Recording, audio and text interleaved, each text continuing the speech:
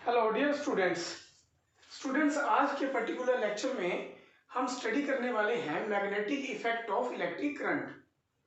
तो बच्चों, magnetic effect of electric current क्या होता है? पिछले चैप्टर में, इलेक्ट्रिसिटी वाले चैप्टर में, आपने स्टडी किया था कि जब भी हम किसी कंडक्टिंग वायर से इलेक्ट्रिक करंट पास करवाते हैं तो उस वायर के अंदर हीट प्रोड्यूस होती है बेटे। The wire becomes hot. अब ऐसा क्यों होता है? वायर इसलिए गर्म होती है क्योंकि जो इलेक्ट्रॉन्स हैं उनके साथ क्या होता है बेटे, आपस में फ्रिक्वेंटली कोलिजन होते हैं। तो इस पर्टिकुलर इफेक्ट को जूल्स हीटिंग इफेक्ट हम बोलते थे। तो अब एक नया इफेक्ट जो है वो इजाद हुआ, और वो इफेक्ट कौन सा? Magnetic effect of electric current. तो बच्चों, ये बाई चांस हुआ। बाई चांस कैसे हुआ? फेमस साइंटिस्ट ऑस्टर्ड, सर ऑस्टर्ड, ठीक है, उन्होंने क्या किया, वो लैब में एक्सपेरिमेंट कर रहे थे, ठीक है, और टेबल के ऊपर से वायर, कंडक्टिंग वायर, ठीक है, इंसुलेटेड वायर वो जा रही थी, और नीचे से बैटरी ऑन थी बेटे, ठीक है, नीचे से बैटरी क्या थी? ऑन थी। उस वायर के साथ हो सकता है बल्ब भी ऑन ही रह गया। अब वो एक्सपेरिमेंट कर रहे थे तो वहां पे थोड़ी बहुत आयरन नेल्स जो थी वो टेबल पे बिखरी हुई थी।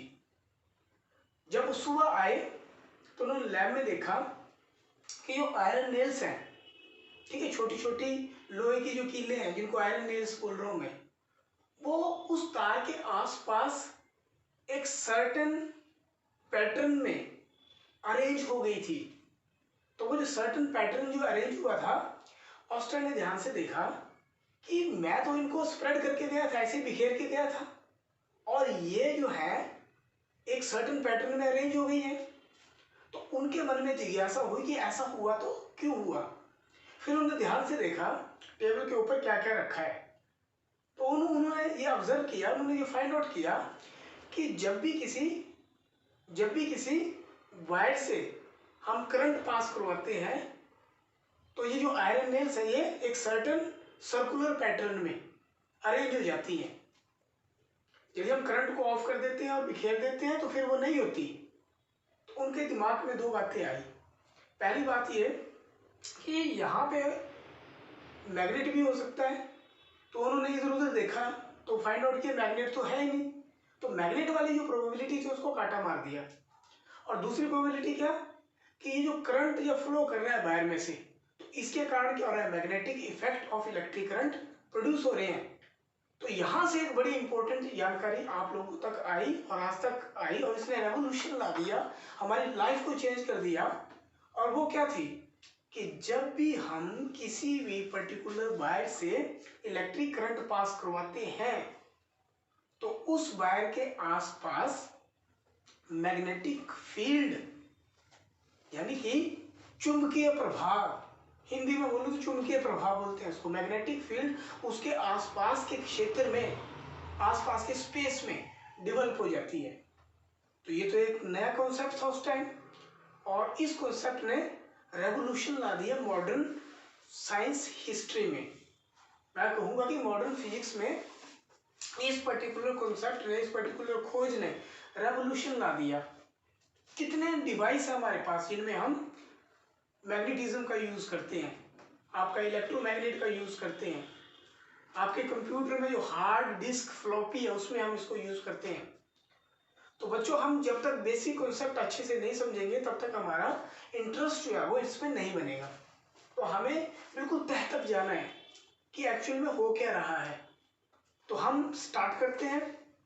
तो सबसे पहले हम बात करेंगे मैग्नेटिक फील्ड की, राइट। तो मैं थोड़ा सा लिखता हूं, मैं magnetic field, magnetic field. Example के लिए मैं क्या करूंगा, मैं यहाँ पे एक बार मैग्नेट बना लेता हूँ, राइट। इसका ये नॉर्थ पोल है, इसका ये साउथ पोल है, ये बार मैग्नेट आपके पास। अब इस पर्टिकुलर बार मैग्नेट में क्या होगा बेटे, इस पर्टिकुलर बार मैग्नेट के पास यदि हम आयरन नेल यहाँ पे रखते हैं बेटे, ठीक है, लोहे की कील पी पॉइंट पे, और एक कील हम रखते हैं यहाँ पे क्यू पॉइंट पे।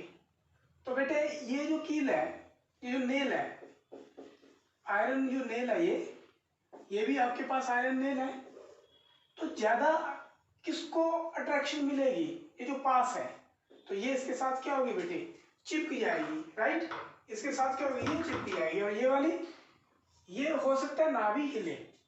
तो हम क्या बोलेंगे कि यहाँ पे इस बार मैग्नेट का प्रभाव है, इस बार मैग्नेट का प्रभाव है इस पी पॉइंट पे, इस क्यू पॉइंट पे नहीं है। ठीक है, यानी कि ये नेल जब अट्रैक्ट नहीं हो रही तो हम इसका प्रभाव क्या मानेंगे? बहुत कम है। इतना कम है कि इस नेल को वो चला नहीं पा रहा अपनी तरफ। ठीक है, तो इसका मतलब यहाँ पे मैग्नेटिक फील्ड है, यहाँ पे क्या है? मैग्नेटिक फील्ड है। और वो मैग्नेटिक फील्ड स्ट्रॉन्गर देन है मैग्नेटिक फील्ड जो कि क्यू पॉइंट पे है। तो यहाँ पे एक बात हमारे दिमाग में आ गई कि मैग्नेटिक फील्ड एग्जिस्ट करती है। तो मैग्नेटिक फील्ड है क्या फिर? द मैग्नेटिक फील्ड में बी डिफाइंड एज, ध्यान से सुनना आप इसको, space around a magnet around which if we bring iron nail then that nail is attracted towards this particular given magnet। तो बच्चों अब फील्ड दिखती तो है नहीं, लेकिन आयरन नेल चलता हो तो दिखाई देगा, देता है ना आपको।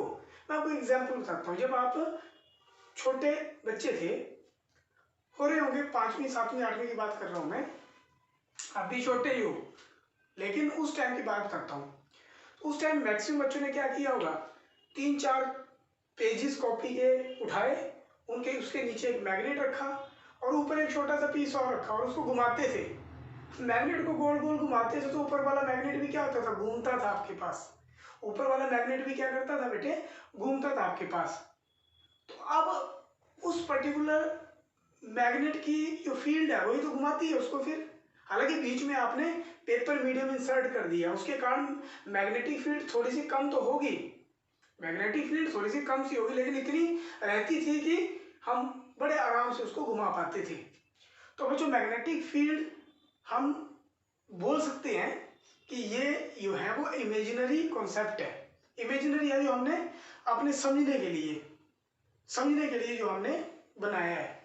यानी कि मैग्नेट का प्रभाव आसपास के क्षेत्र में हम उसको पिक्चर की फॉर्म में देखना चाहते हैं, पिक्चोरियल रिप्रेजेंटेशन। हम उसको ग्राफिक्स की फॉर्म में देखना चाहते हैं, दैट इज ग्राफिकल रिप्रेजेंटेशन। तो मैग्नेटिक फील्ड लाइन से उसको हम डिपिक्ट करते हैं, डिफेक्ट नहीं बेटे, डिपिक्ट करते हैं। ठीक है, तो हम थोड़ा सा और आगे बढ़ेंगे और आपको बताएंगे कि मैग्नेटिक फील्ड लाइंस हम ड्रॉ कैसे करते हैं। तो आप देखने की थोड़ी सी कोशिश करो कि हम कैसे ड्रॉ करते हैं। सबसे पहले एक बार मैग्नेट लेते हैं बेटे हम। तो ये हमारे पास एक बार मैग्नेट है, राइट, बार मैग्नेट है। और यहाँ पे नॉर्थ पोल, यहाँ पे साउथ पोल। ये जो एंड है बेटे आपके पास, ये वाला एंड, ये वाला एंड, ठीक है, इनको हम पोल्स बोलते हैं। क्या बोलते हैं बच्चों? उसको हम पोल्स। तो आयरन नेल्स जैसे ऑस्टेड गए थे बेटे, ठीक है, ऑस्टेड ने उसके बाद एक मैग्नेट भी रखा नॉर्थ साउथ, और यहाँ पे आयरन नेल्स बिखेर दी खूब सारी। तो जब उन्होंने फाइनली देखा तो बहुत सारी आयरन नेल्स इस नॉर्थ पोल के साथ चिपक गई थी, इस साउथ पोल के पास चिपक गई थी। तो यहां से उन्होंने कंक्लूजन ड्रॉ किया कि at the end of the pole magnetic field strong होती है। दिमाग में ये बात बिठा लेना, at the end of the pole magnetic field is strong, क्योंकि वहां पे बहुत सारी आयरन नेल्स जो हैं वो आपकी चिपक गई थी। अब ये आपके पास क्या आ गया? North pole. ये आपके पास क्या आ गया? South pole. तो बेटे यहाँ पे कंपास निडल रखी। कंपास निडल क्या होती है वो देखो आप, ये आपके पास कंपास निडल है, ठीक है। तो ऐसी एक सुई सी होती है, इस पे नॉर्थ लिखा होता है, इस पे साउथ लिखा होता है, ठीक है। ये आप ऐसे देख लो, आप ऐसे सुई लगी होगी और ये इस हॉरिजॉन्टल प्लेन में, देखो बेटे मेरा हाथ क्या हॉरिजॉन्टल है, इस हॉरिजॉन्टल प्लेन में ऐसे फ्री टू डिफ्लेक्ट, ऐसे मूव कर सकती है ये आराम से, ठीक है। इसको यहाँ पे सहारे के साथ बांधा होता है और ये इसके ऊपर ठीक है, पाइवटेड एट ए पॉइंट, ये जो मेरी उंगली दिख रही है पाइवटेड एट ए पॉइंट, और ये फिर जैसे मैग्नेट इसके पास लाएंगे तो ये घूम जाएगी बेटे, राइट, ये क्या कर जाएगी, फ्रीली टू रोटेट। तो अब यहाँ पे हम उस कंपास नीडल को रखेंगे तो यहाँ पे क्या दिखाएगा वो, साउथ पोल, यहाँ पे क्या दिखाएगा, नॉर्थ पोल, यहाँ पे रखेंगे तो यहाँ पे क्या दिखाएगा, साउथ, यहाँ पे क्या दिखाएगा, नॉर्थ, यहाँ पे रखेंगे तो यहाँ पे क्या दिखाएगा, वो घूम रही है थोड़ा सा नॉर्थ, यहाँ पे क्या है, साउथ, यहाँ पे ले आएंगे तो क्या दिखाएगा, ये नॉर्थ, और पीछे क्या बेटे, साउथ।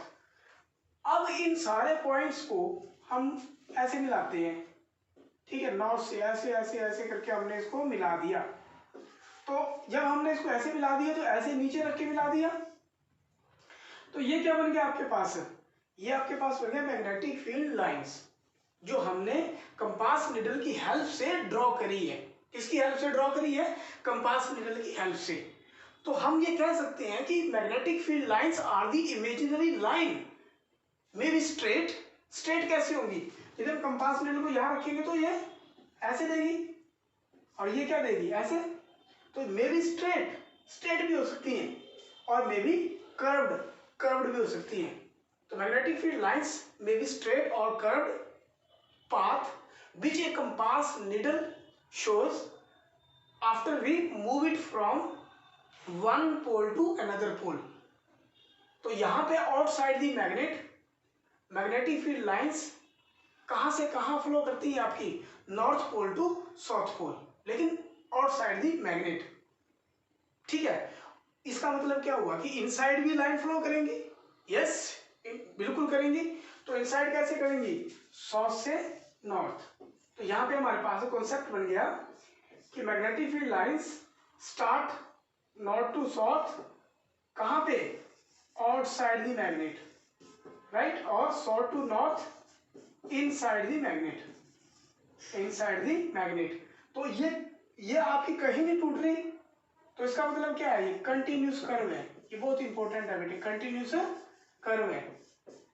यदि हमने मैग्नेटिक फील्ड स्ट्रेंथ का पता करना है स्पेस में किसी भी पॉइंट पे, तो हम क्या करेंगे, जैसे हमने एक पॉइंट सिलेक्ट कर लिया बेटे, यहाँ पे इस पॉइंट को हम बोलेंगे एम, ये एम पॉइंट सिलेक्ट कर लिया हमने, और हमने चेक करना है कि यहाँ पे स्ट्रेंथ कितनी है मैग्नेटिक फील्ड की। तो बेटे यहाँ पे हम क्या कर देंगे, टेंजेंट ड्रा कर देंगे, क्या ड्रा कर देंगे, टेंजेंट। टेंजेंट का मतलब एक ऐसी लाइन जो एक सिंगल पॉइंट से होके गुजरे, सिंगल पॉइंट को टच करके जाए।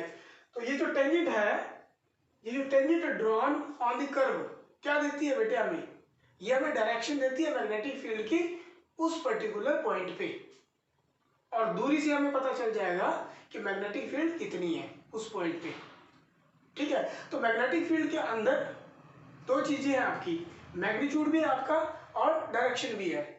तो मैग्नीट्यूड और डायरेक्शन दोनों के होने के कारण ये एक वेक्टर क्वांटिटी है।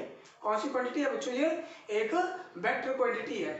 तो मैग्नेटिक फील्ड को लिखते कैसे हैं हम, मैग्नेटिक फील्ड को हम बी से लिखते हैं, राइट, और ऊपर हम वेक्टर ड्रॉ कर देते हैं बी, और ये एरो वाला ये लाइन और आगे एरो, इसको वेक्टर बोलते हैं बेटे, ठीक है।